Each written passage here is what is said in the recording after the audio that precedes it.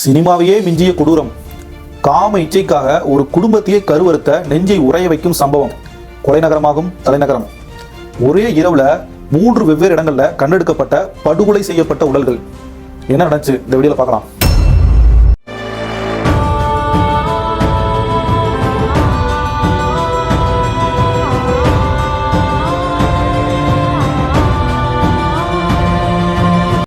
சென்னையில அடையாட்டுல இந்திரா நகர்ங்கிற ஒரு பிளேஸ். அது மக்கள் நடமாட்டம் உள்ள ஒரு பகுதி தான்.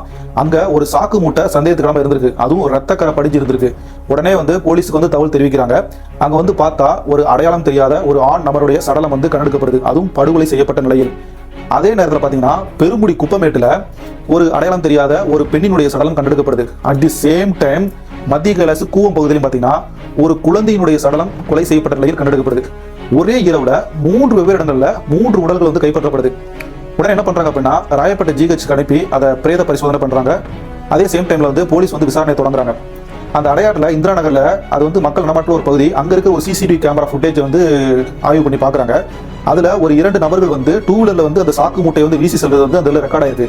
அந்த பைக்கினுடைய நம்பர் பிளேட்டை ட்ரேஸ் அவுட் பண்ணி அந்த ஓட்டிட்டு வந்தவங்க கண்டுபிடிச்சிட்டாங்க. ஓட்டிட்டு வந்தவங்க யார் அப்படின்னா 2 வடமாநில இளைஞர்கள் தான் அந்த விஷயத்தை பண்ணிட்டு போயிருக்காங்க.